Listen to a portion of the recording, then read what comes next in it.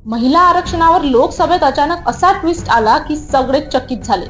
पंतप्रधान नरेंद्र मोदी यांनी थेट विरोधकांना म्हटलं की क्रेडिट तुम्ही घ्या, फोटोही तुमचे लावा, पण फक्त हे विधेयक पास करा। आणि या एका वाक्यानंतर सभागृहातलं पूर्ण वातावरण बदललं। नमस्कार मित्रांनो, मी सपना, स्वागत आहे तुमचं माझी बातमी या चॅनल मध्ये। मित्रांनो, चॅनलला सबस्क्राईब नसेल केलेलं तर नक्की करून घ्या आणि बेल आयकॉन बटन दाबून घ्या, म्हणजेच नवीन अपडेट्स आल्या तर लगेच तुम्हाला नोटिफिकेशन येईल। तर मित्रांनो, सहसा राजकारणात श्रेयासाठी स्पर्धा असते, इथे मात्र पंतप्रधान स्वतः श्रेय सोडायला तयार असल्याचं दिसलं आणि इथूनच सुरू झाली एक वेगळीच राजकीय चाल। नवी मुंबईमध्ये सध्या राजकारणाचा माहोल खूप जास्त तपलाय आणि महिला आरक्षणाचा मुद्दा पुन्हा एकदा केंद्रस्थानी आलाय। अनेक वर्षापासून चर्चेत असलेला हा विषय आज पुन्हा एकदा जोरात समोर आलाय आणि याचं कारण आहे की लोकसभेत बोलताना नरेंद्र मोदी यांनी विरोधकांसमोर असा प्रस्ताव ठेवला की त्यावर प्रतिक्रिया देणंही सोपं नाही। त्यांनी स्पष्ट शब्दात सांगितलं की या विधेयकाकडे राजकारणाच्या चष्म्यातून पाहू नका, कारण ही फक्त पॉलिटिक्स नाही, ही देशातील अर्ध्या लोकसंख्येच्या हक्काची लढाई आहे। आणि इथूनच त्यांनी वातावरण आणखी इंटरेस्टिंग केलं। ते म्हणाले, मला याचं कोणतं श्रेय घ्यायचं नाही, तुम्हाला घ्यायचं असेल तर तुम्हीच घ्या, पण हे विधेयक संसदेत पास होऊ द्या। म्हणजेच त्यांनी थेट विरोधकांच्या कोर्टात चेंडू टाकला आणि दबाव वाढवला।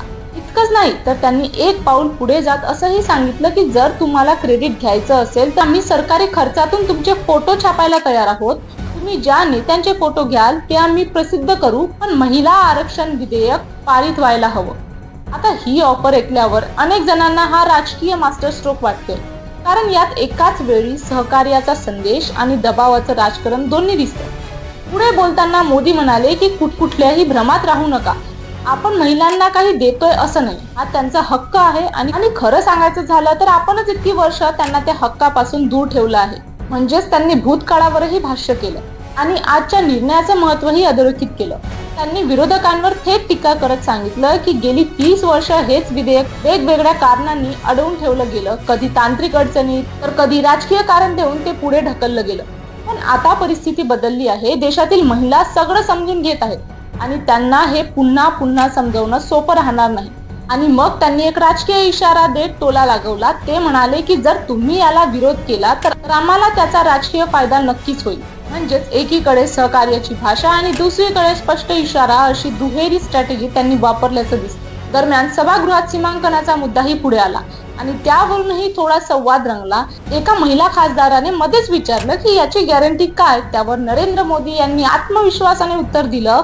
ते म्हणाले, ही माझी गॅरंटी आहे आणि जर तुम्ही याला वचन म्हणत असाल तर मी वचन देतो। म्हणजेच त्यांनी स्पष्ट केलं की सीमांकन प्रक्रियेत कुठल्याही राज्यावर भेदभाव होणार नाही आणि यामुळे चर्चेला आणखी वेगळं वळण मिळालं। आता या सगळ्या घडामोडीमुळे एक गोष्ट स्पष्ट होते की महिला आरक्षणाचा मुद्दा आता फक्त एक विधेयक राहिलेला नाही, तर तो एक मोठा राजकीय आणि सामाजिक टर्निंग पॉइंट बनतोय। कारण इथे फक्त सत्ता किंवा विरोधकांचा प्रश्न नाही, तर देशातील कोट्यावधी महिलांच्या प्रतिनिधित्वाचा आणि त्यांच्या भविष्यातील सहभागाचा प्रश्न आहे। त्यामुळेच पुढचे काही दिवस खूप महत्त्वाचे ठरणार आहेत, कारण आता पाहायचं असं की विरोधक या ऑफरला सकारात्मक प्रतिसाद देतात की पुन्हा एकदा हा मुद्दा राजकारणाच्या भोवऱ्यात अडकतो। जर असं झालं तर त्याचे परिणाम थेट राजकारणावरच नाही तर जनतेच्या मानसिकतेवरही दिसू शकतात।